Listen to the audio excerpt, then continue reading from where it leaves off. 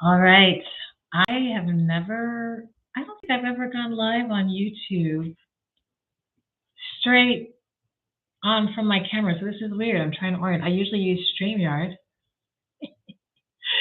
but I'm here and I wonder if anybody, I'm testing some things out. I'm wanting to do some lives on Sundays to talk about self understanding and astrology and how to use it and all the things. And so I'm on here live.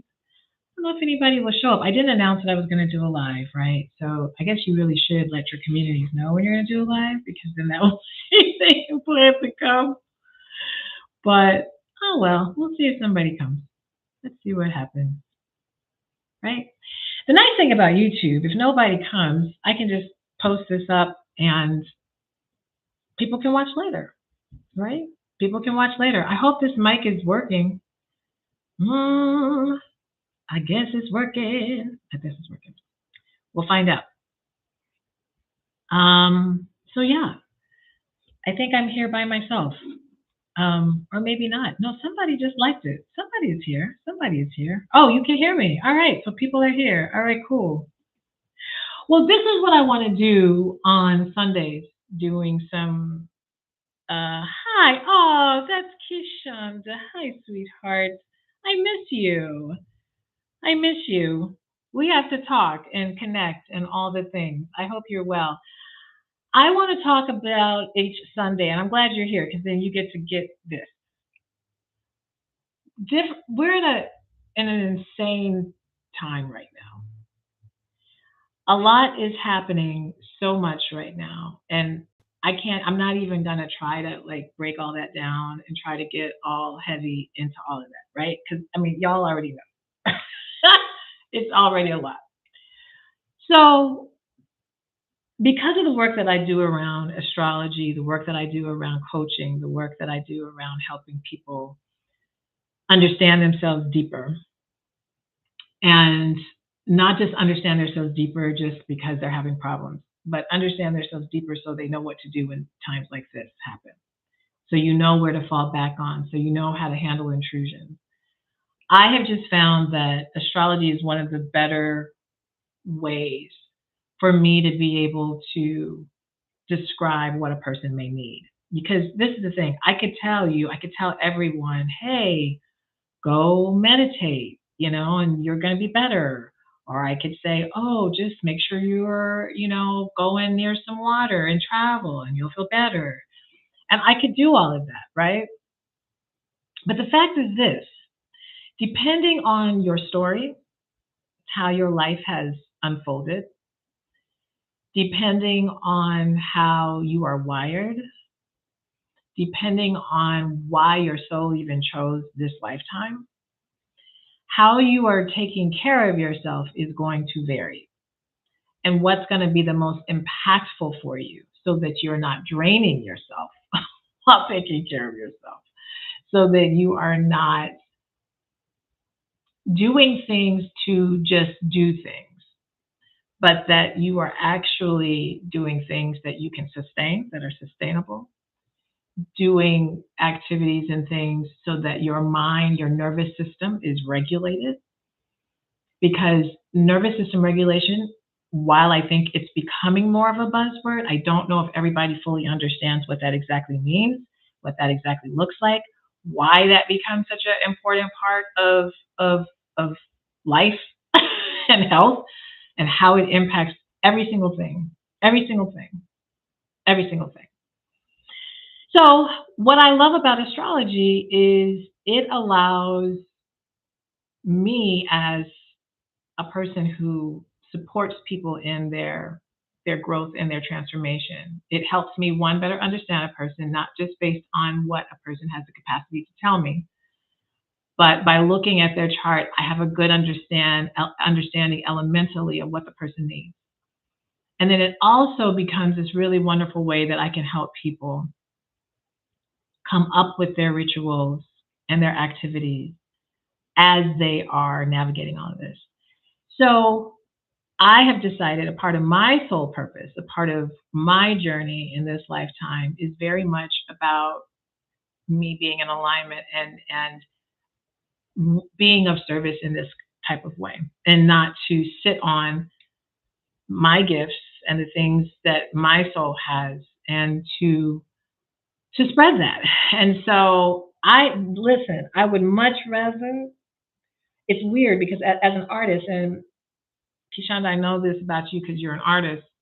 Most artists are not doing art because they just want you to see them.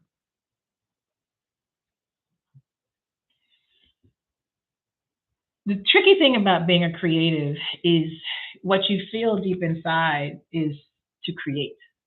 That's what you feel deep inside, to create. And yes, when you can inspire other people and you can see how that impacts other people and how it makes people respond and how it makes them, get activated, all that, that feels really good, right? It feels really, really good. But it's not that I think most people who do things to help people, it isn't because so much they want to be seen as much as that, as much as they just want the feeling of the connection and the inspiration that's provided. So for me, going live talking about astrology is sometimes challenging for me because I know that a lot of people don't understand astrology. There's a lot of misunderstandings about it. And I find that I have to, explain a lot before we can really get to the heart of it. And so I've shied away from being more public, but it's not an alignment for me to shy away. And I see that. And so I am in my kind of experimentation stage of how I publicly face with astrology. Not with, those women, who, if you're watching this later, I have a Patreon community. I have a community called the She Collective, where I have a community of, it's free. I have a free tier, but then I have a main paid tier where we come into community and do this self-care and transformative work in community. And I have some people who work one-on-one with me. And so I love that space. It's easy for me to do that space, but I have Aries in the 10th house. And if you follow any kind of astrology right now, Aries is it's the sign for me to have your eyes on. Because a lot's happening in Aries right now. And so I know I'm part of my initiation and soul lesson right now with Saturn sitting up there is for me in this public space to get in better alignment and to do it afraid.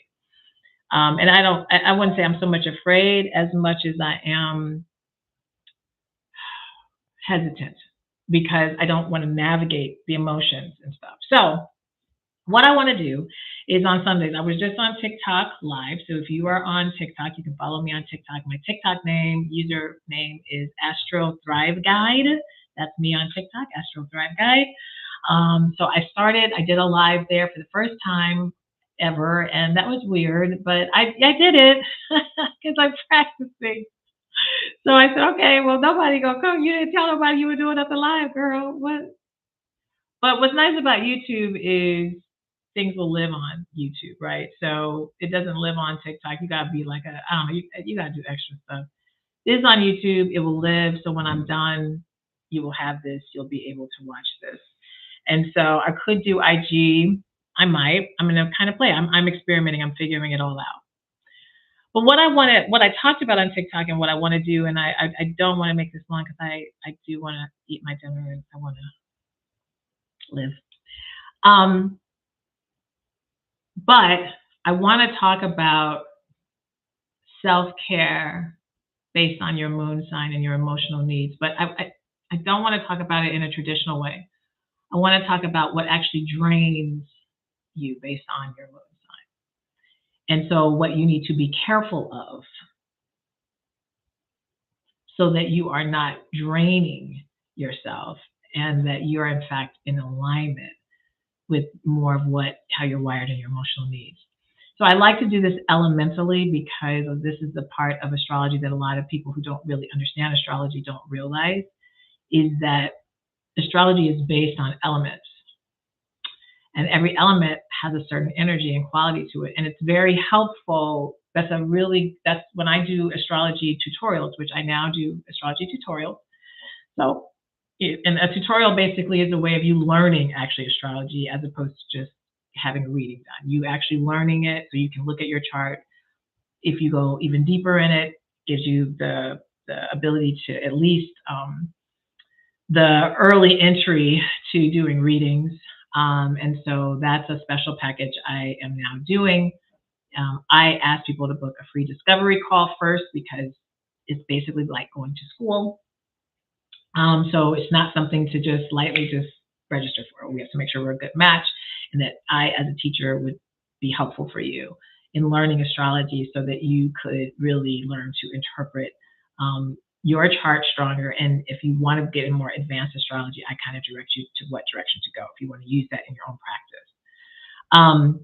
But anyway, when it comes to readings and when I'm teaching different things, I always start with elements because when you can learn the element, you kind of instantly get the sign, the zodiac sign. And so I want to talk just in these next 10 minutes or so about the elements and based on your moon element, what may drain you. And so that you can approach your self-care from a position of understanding if you are doing these things may actually drain you. So the four elements in astrology are fire, earth, air, water. Earth, wind, and fire, kind of, and water. But I'm going to start with fire. And I say fire, earth, air, and water because that's the order kind of how astrology is set up. So fire, earth, air, water. Feow. Feow, Feaw. So if you've got a fire moon, that means your moon is in Aries, Leo, or Sag.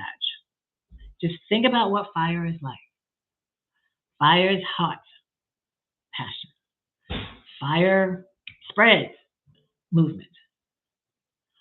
Fire can destroy, it can help create another kind of form of something, expressive, creative. Okay? So Aries, Leo, and Sag, if that is your moon, and honestly, if it's your sun as well, this is going to pertain. If you've got a fire sign in your top three, you're going to relate to this. But definitely if it's your moon. The thing that a fiery moon cannot do, if you are a Leo, an Aries, or a Sag moon, do not sit still all day. You got to move. Movement is a really critical part of fire energy. Critical part. You will be drained if you are just sitting or if you are in some constrained kind of manner. While I believe meditation is excellent, listen, yes, Kishana, while I believe that fire or meditation is excellent, people who have fire moons, your meditation probably needs to be a walking meditation.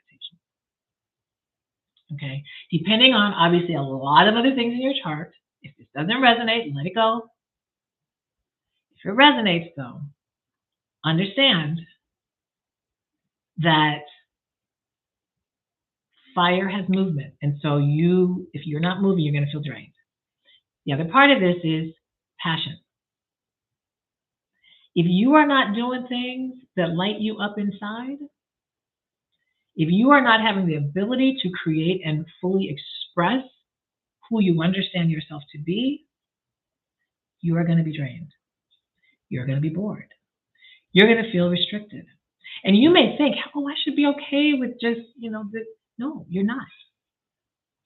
My fire, I think a lot of people think automatically that water, because it's emotions, they're the ones, you got Pisces, the creative, you got Libra, the air, those are the ones that are doing all the arts. No, listen, it's the fire people. Fire. They have the passion, creativity, and the movement. And movement meaning the gusto. Aries, pioneering. When I do music conferences and I present astrology, it's fascinating how many Aries are in the room. It's fascinating how many Aries are in the room. That clearly tells me, oh, yes. Athletes as well. Having that passion, being able to express yourself.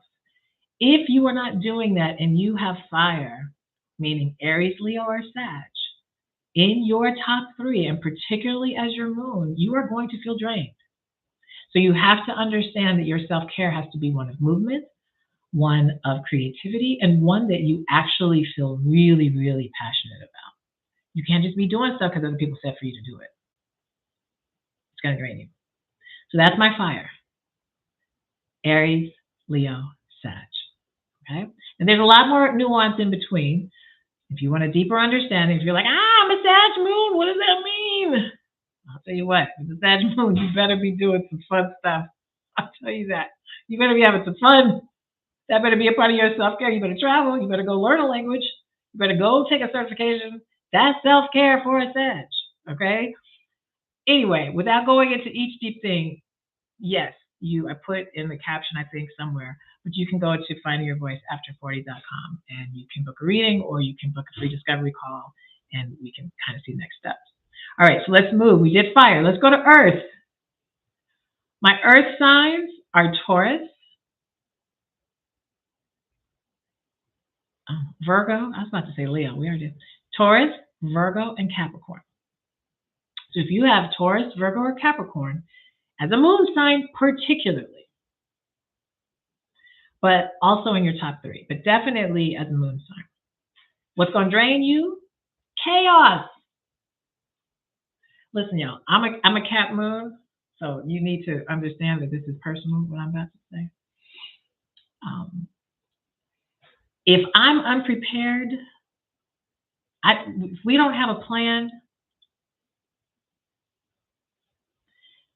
I don't now I'm like, I'm already drained because I'm already anticipating, well, then we're going to be over here, we're going to be over there. Then what we're going to do? We're going to like this? What's going to happen? What's the point? It's very draining for Earth people to have to be in chaos or things where everything is disorganized and doing. That's hard. Or in spaces where there's not a plan or there's not much preparation happening. And so I know that earth signs can be kind of made fun of that, because of needing that level of stability. But that's actually a part of earth self-care. Doing your budget and writing your life goals on a Saturday and decluttering and clearing your house is probably some of the strongest self-care that an earth sign could do. That's going to make me feel good. I can't tell y'all. I'm going to show you. I'm at my desk. Notebook 1, notebook 2, notebook 3, notepad here. This is all right here. All just right here. That's my self-care. That's how I feel safe. You want some more? You want some more? You want some more? All this. I got more. A girl feels safe with a plan. Okay? That's just the truth. Give me that self-care. Don't give me no chaos. Don't be telling me what we don't know. We don't know.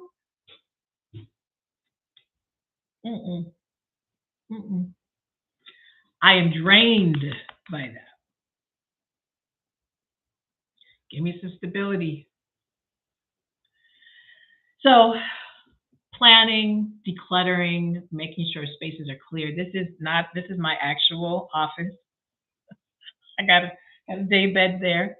Yep, clear. I can move this all around. You're not gonna see the clutter. It's not gonna happen because I can't work like that. I can't do it.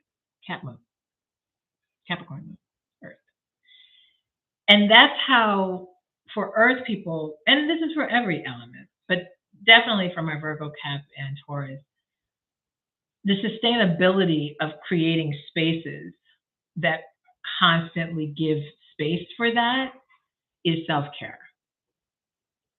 Okay, so planning, writing lists, cleaning, those are actually really beautiful ways of self-care for Earth people. Anything that's going to provide some level of stability and plan and predictability, but also obviously getting into nature. The more you can get cooking a really good meal, with fresh, good, actual ingredients. Like those are also really good self-care mechanisms. Go into a apple, what do you call it? Apple orchard, all of that, pumpkin patches. That is a part of actual self-care for Earth people. All right, we're gonna move on to my air. Oh man, my air people. So air is gonna be um, my Gemini, my Libra, and my Aquarius. If you have Gemini, Libra, or Aquarius in your moon, or honestly for top three, but definitely for your moon, you better be talking. You better be reading. You better be thinking. Mind needs to be stimulated. If we're not going to talk about some things, if I don't have a space to learn something about what the heck is going on with me in my life and why, not just feel it. In fact, I don't necessarily have to feel it, but I do need to be able to learn it. And I need to have my mind stimulated. Give me a puzzle. Give me something that I have to philosophize by. Give me something that I have to interpret and then explain and potentially even teach to others. Give me a good book every week. Give me a good podcast that I can learn and I can take in information. Now I'm going to feel more taken care of. What's going to drain me? We're not doing nothing to stimulate the mind. We're just sitting. Now, I will say this. Meditation is really, really, I think, very, very good for air signs because it allows, one of the things air signs have to be careful of is their nervous systems, particularly my Geminis, their nervous systems really getting very dysregulated because of the stimulation and seeking the stimulation from multiplicity. I also say, look at your chart, what's in your sixth house. That's another piece of whatever is in your sixth house is very much also tied to your self-care because our sixth house is how we are of service to our life, to our health, and to our day-to-day things. So things that I'm saying here, think about, look at that sixth house. I have fire in my sixth house. So I relate to a lot of the fiery things, even though I don't have fire in my top three. Okay. But the other part of the chart that is kind of an extended, more inner, developed and spiritual source of self-care is the 12th house. So the 12th house is another really important space to look at what sign is there, because when it comes to actually connecting to your spiritual health, which is another dimension of your health, that even look at what that is. So I say that because, so I'm a cat moon. I just told you all about all my journals. 1, 2, 3. Okay, anyway, just told you about all the journals I have. So that cat moon, being able to plan my life. These aren't journals like, these aren't journals to like write about my problems. This is my goal today. All right, so, but also I have Gemini in my 12th house. So with Gemini in my 12th house is how we connect to whatever we find spiritually connected to. 12th house is about our stillness and our ability to get a little bit deeper into our subconscious. And so you want to look at what element, what sign is there, because that's going to help you connect deeper to your spiritual self, whatever your source self, God, whatever it is, that's that space. So air, they're going to be drained if that mind's not stimulated. If they're not having the ability to read, if they're not having that ability to talk and process whatever is going on in their mind, then that's going to be draining. And while that may feel like it would be draining to other people, like we got to talk it out. Yeah, they, give a lot of times when I'm working with people who have a lot of air in their chart, I know that the more I can intellectually drive their understanding of what they need to do for whatever change they're trying to make in their life, it typically hits quicker than me saying, well, I want you to just feel your way. I'm not doing that with no Aquarius moon Gemini moon, or no, we can do a little bit of that, but we gotta talk, we gotta think, we gotta read, we gotta learn. Then that's when that kind of comes in more. Otherwise, it can be very draining if I'm not stimulating the mind. So that's air. So last but not least is my water baby. Oh, I saved the most intense for last. Water moons. Now, Cancer. Let me tell you what the signs are then that are water. Cancer, Scorpio, and Pisces. So if you have a Cancer moon, Scorpio moon, Pisces moon. Deep breath in, deep breath out. And this is why I'm saying this. Cancer naturally rules the moon. Or the moon naturally rules Cancer. Okay, that's the rulership, is the moon. So the moon is really happy in Cancer of water. The moon is water, right? It's mostly that. So that makes sense, right? However, when we start moving into some of the other signs, the Scorpio and Pisces, it gets a bit more intense for the moon.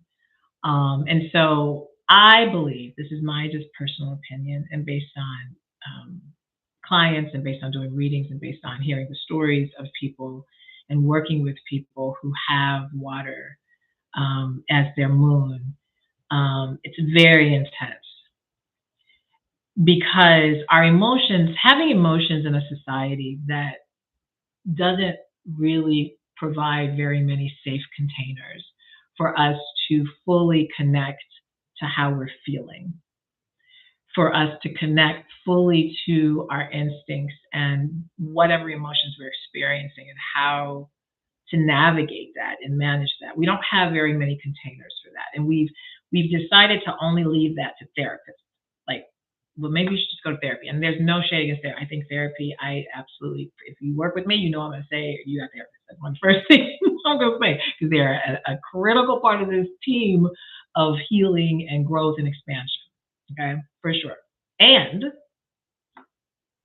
that should not be the only place where people feel safe to connect to their emotions. And so what I find challenging for people who have water moons is finding those containers, finding those spaces where they can fully connect to their emotion, because it's very necessary. It's a part of their health, it's a part of their ability to understand themselves.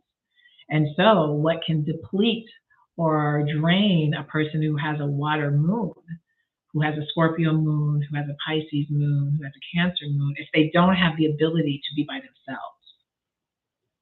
It's important for them to have time away from others. And this is one of the biggest, and this is if you have water in your top three, honestly, but definitely for a moon, more so for the moon, but also top three. Moon, water in astrology is a very intuitive energy. You can read, you can intuit, you can feel. People don't have to say much for you to understand what's going on. And so what can happen with people who have water in their moons is they can be porous, and they can take on the energies and the feelings from other people around them.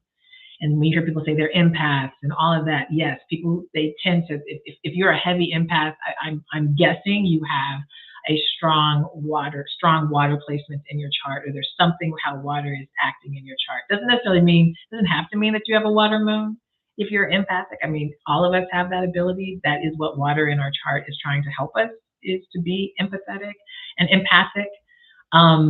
But people who have moons in that, because your moon is your emotions that you're dealing with day to day, it's the mother, it's so many things, then it can just be very intense. And so when you're around people, what tends to happen for people who have water moons, they want to feel what's happening with inside themselves, and they want to be able to navigate that. But if people are around them, they can't help but intuit and feel other people. So now what happens a lot of times for water people, and particularly water moons, they feel like now they have to do something about it, manage it, navigate it, because now it's impacting their emotions. So it's super important, if you have a loved one who has a water moon, who has a Cancer moon, a Scorpio moon, or a Pisces moon. If they ask you for a beat, if they kind of feel like they go in their room for a while, or they kind of disengage, Please give them that. Please don't think that that's because you did something. You may have, but that's not really the point. The point is that they're trying to recalibrate. They're trying to be with their emotion. They're needing the awareness so that they can actually tap into actually what it is they're feeling. And if they, because they feel so much and they're feeling other people's stuff, and if they don't have that space to do it, they can take on other energies and other emotions that are not theirs. And then they will feel like they have to manage that. And then that's very draining, super draining. And now you can't manage other people's emotions. You can't but so what happened is, and that this particularly happens for cancers. So if you have a cancer in your top three, you've got to really watch this for cancers. Cancers, because of its nurturing energy, it will just decide, well, I'm gonna put. I know I need to take care of me, but let me take care of this, because if I take care of you over here, now I can feel better. That's a lot of what's happening.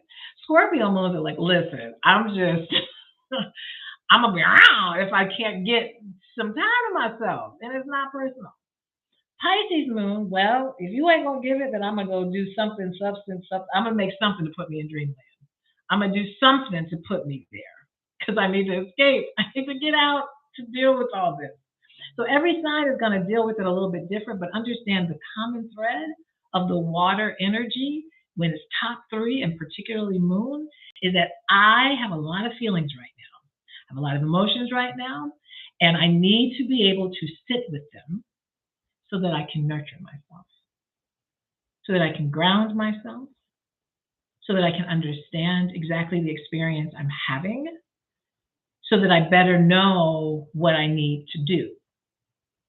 And if I don't have the space to do that, I'm going to be depleted. If I don't have the space to really, this is why people with water in their top three or water in their moons particularly, it's really good to have therapy and have a good therapist, particularly if you could have more of a therapist that's somatic, who allows you to understand your emotions through your body. Also a therapist who really allows you to kind of connect what your emotional story is, like for real, and really kind of see the patterns of it so that you can better understand, okay, when this emotion shows up, this is what this is representing. When this emotion shows up, this is what this is representing. Because you're navigating and leading a lot with your emotions, whereas someone with air is going to lead a bit more with their mind. What was I taught? What did I learn? What did I read? What was that podcast that said? They're going to be able to intuit. And all of us can do all of these things, right? But typically we're leading from one space or the other. So those are the four elements. And I want to be able to have this conversation. I would love to do it each Sunday. Now, don't hold me to it. I will try. But I'm also doing this because we're in a time right now where we've got to have more tools in our toolbox. We can't just have a hammer to build this house. Because we're being asked right now to build skyscrapers in terms of how we take care of ourselves. And some of us got a screwdriver. Some of us got a pencil. Some of us got a pencil. Some of us got some scissors. You want me to what? Build a house? So I'm just trying to put more tools. Oh, we got a pen and a pencil. Oh, now we might be able to build something. I want you to have more tools in your toolbox. Think of your care for yourself as a toolbox, not a toothbrush case. You need a toolbox. We're building some serious stuff right now. And the more tools, whether that be whatever, but consider astrology as a tool. I think it's a lovely tool. And if you're curious about the tool and like, okay, I'm resonating with this, that's where I come in. And I always like to start with a reading because I think readings give you a clear picture, kind of okay, this is the context. Then from there, we can kind of decide, what do you need after that? I don't do readings and then say, bye, good luck, see you next year. I say, okay, well, we got this now. So what are we going to do with it? How are we going to create a sustainable shift or sustainable, whatever you're needing right now. So you can go to findingyourvoiceafter40.com. When you go to findingyourvoiceafter40.com, you are going to see a lot of options. But what I'm going to direct you to do is to go to where it says astrology.